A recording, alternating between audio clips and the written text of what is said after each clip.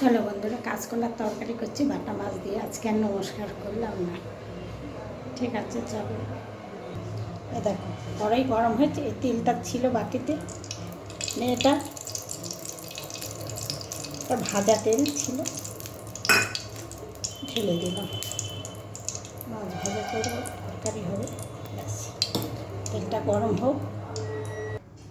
এই যে তেল গরম হয়ে গেছে,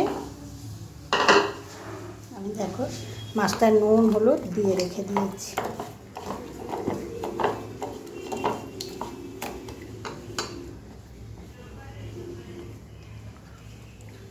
এই যে কাঁচকলা কেটে রেখেছি, কাঁচকলা দিয়ে রান্না করবো বাটা মাছ দিয়ে। তেল গরম হয়ে গেছে,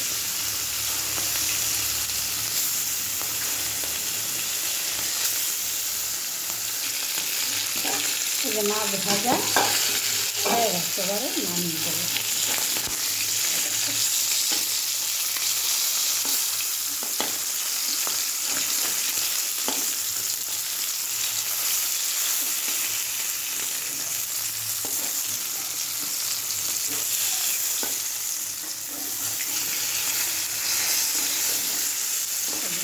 হয়ে গেছে, এবারে একে একে কমিয়ে দিলাম, আস্তে আস্তে কমিয়ে দিলাম। এই দেখো মাছ ভাজার তেল রয়েছে, ওই তেল দিয়েই আমি কাঁচকলাটা বসাবো। আর একটু দিয়ে নিই।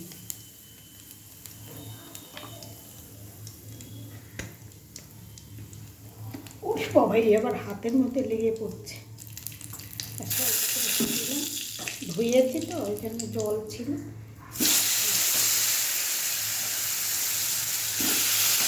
এতে শুধু একটু ধনের গুঁড়ে দেবো, কাঁচকলার তরকারিতে ধনের গুঁড়োটাই বেশি ভালো লাগে। বাটা ধনে হলে তো আরও ভালো লাগে।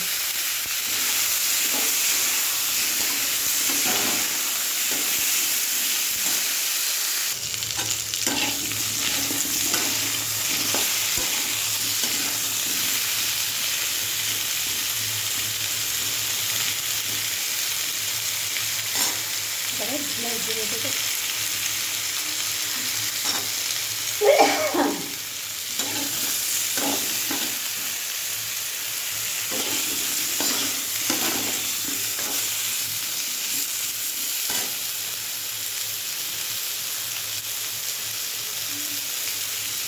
হলুদ,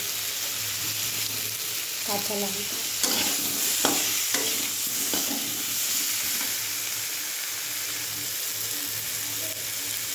নুন আন্দাজ মতো। হয়ে গেল মশলা। নামানোর আগে একটু ধনে পাতা দেবো।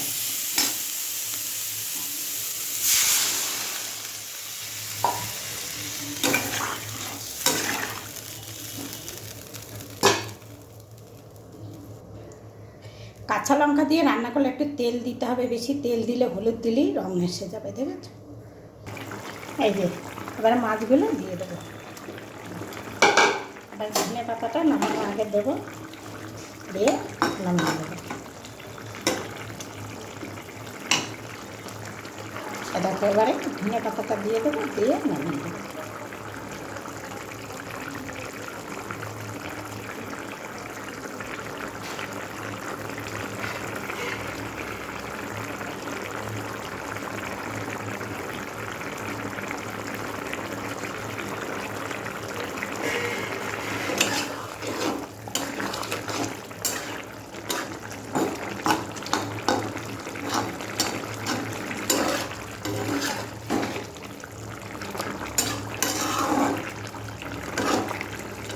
কাঁচকলা অনেক রকম রান্না করা যায়।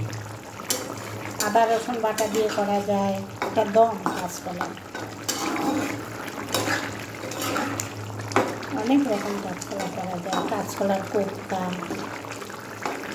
কোপ্তা তো তোমরা করে খাও, তো জানো। মাছ দিয়েও অনেকে দেখেছি রান্না করে খাচ্ছে।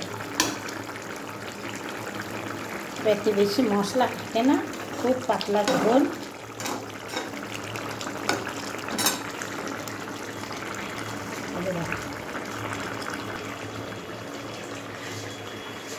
আমরা কাঁচকলার তরকারি হয়ে গেছে, ধনে পাতা দিয়েছি, ফুটে উঠেছে, এবারে নামিয়ে দেবো। আমি জানি না তোমরা এইভাবে করে খাও কিনা, আমি বলতে পারবো না। আমি এইভাবে করে খাই, আমি যেভাবে খাই সেভাবেই করলাম। তোমরা কিভাবে খাও তোমরা অবশ্যই কমেন্ট করে জানাবে। আর আমার কাঁচকলার তরকারিটা কেমন করলাম, এর মধ্যেও একদিন করেছিলাম কাতলা মাছ দিয়ে।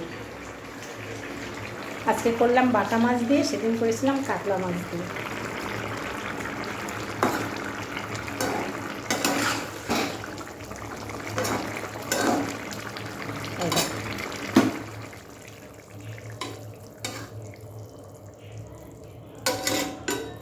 আর কি বলবো, বলি লাইক কমেন্ট শেয়ার ফলো, পাশের থেকো ফলো দিয়ে রাখি। টাটা, সব ভালো থেকো। এবারে দুপুরবেলার খাওয়া দাওয়া সেরে